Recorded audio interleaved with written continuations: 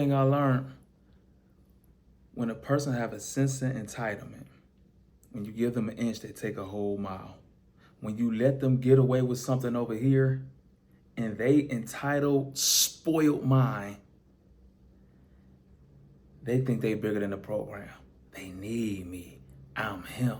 So you let them get away with that, thinking you giving them grace, and they just act out more and more and more.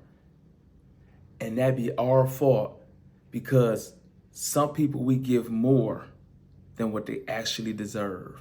And that's what's going on with Draymond Green. He get all this superstar treatment for 8 points and 6 rebounds. Leave him wide open, he can't shoot. He turn the ball over. You a 6'5" center who can't spread the floor. But he get this Hall of Fame status, being the 5th best player on the team. And we judging this guy, talking about he should be in the Hall of Fame.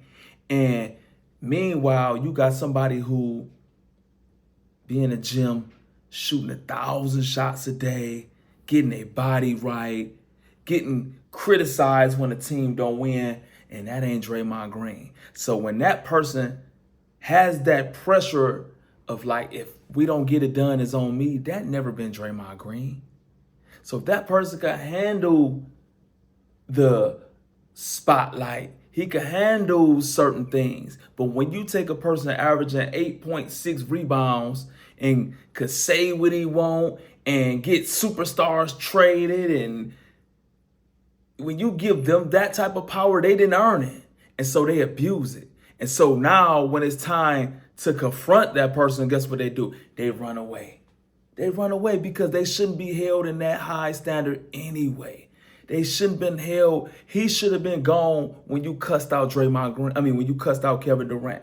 And Kevin Durant looking at it like, dude, I'm finals MVP. I average 30 points a game. I am a superstar. Who is this role player that actually cussed me out? Man, he should have been gone. A role player should never be able to talk to a superstar and call them bitches like that, bro. That role player should have been gone. You can get another Draymond, you can't get another KD. And that's why KD like, I'm out of here. They letting this dude run ruck shot all over the program. We could get 6 points, 5 rebounds anywhere. We could find somebody who could set a pick and get Steph a shot, bro.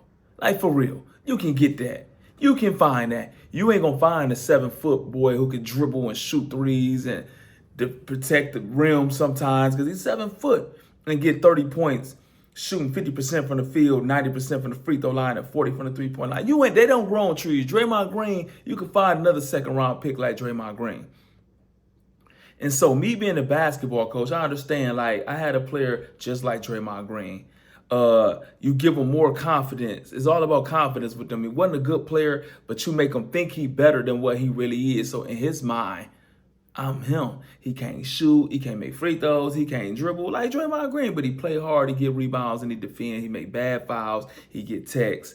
And so now when you get what you don't deserve, because it's levels to life. Steph had to go through this and go through that and go through that to get here. LeBron had to go through this and go through this and work like this to get there. Michael Jordan, Kobe Bryant, the superstars had to go level to level, scrutiny out of control, and work and work and work. And they hold themselves to a higher standard so they can handle certain stuff. But when you give a mediocre player that type of attention and that type of status over the team, they abuse it because they didn't go through the certain things it take to humble them and give them wisdom and give them the ability to handle that. And so you gave Draymond Green that type of stuff. Now you go punch a young player.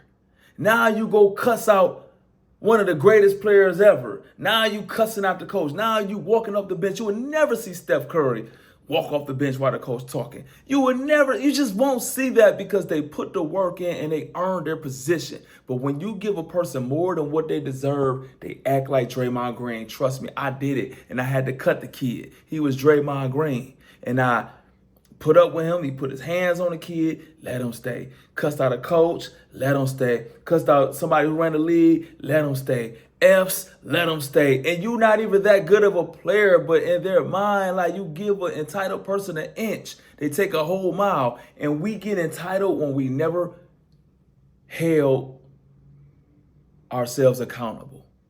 It's always going to be somebody else's fault. And when we have people like that, bro, they act out like Draymond Green and the kid I'm talking about. Self-accountability. A 35-year-old man, how do I supposed to tell my kids you're supposed to conduct yourself like this if you want to go pro and maintain a job? And we got a 35-year-old father storming off the bench because he can't control himself. That is so weak, bro. That is so weak as a man, as a father. And it's just a poor example of what we're trying to teach our kid. Look how Draymond Green conduct themselves. He can't control himself. You punch a teammate who you supposed to be guiding. You cussing out, calling people bitches and out their name. I teach the kids, lead with love and respect. This dude calling men bitches. Now you can't accept criticism, so now you take off and storm off the bench. I had to get out of there because you can't control yourself. Man, what are we supposed to teach the kids if you grown weak weasels acting like that, man? Charles Barkley was right. You don't deserve the notoriety you get averaging the triple single. He think he's the if it's a group, you got the front singers, Steph and Clay, and the women throw a pair of panties in the air, and Draymond the background dude. And the panties accidentally go over Steph's head and hit Draymond, and they here for me. Them panties went to Steph. And that's Draymond's problem, bro, when you think you're bigger than the program. And what's happening is, even Golden State GM left because he know, man, Draymond run a ruck shot over the program and Steve Kerr. You're not developing the young players. You stuck in your ways. Draymond, y'all think y'all more valuable than what y'all really are, and neither one of y'all wouldn't be nothing if it wasn't because of Steph Curry. So my advice to the owners of Golden State, to the GMs, man, get rid of Steve Kerr and Draymond Green, bro. Get rid of them both. I'm telling you, cut your losses and start over. I'm telling you. When you hold on to something too long, you block the blessings of what God trying to bless you with to give you something new, to take you to the next level. But when you hold on to the stuff that worked back then or over there, it's not going to work over here. That is over. They helped you get here. Now, if you're trying to get here, you got to cut your losses with that. And that's just like in our life. A lot of times we can't go to the next level of our life and we stagnated here or going backwards because we hold on to dead weight, or we hold on to things and people that helped us get here. And just because they helped us get here is not going to help us get here. And so sometimes we have to cut those losses with Mr. Triple Single, for real.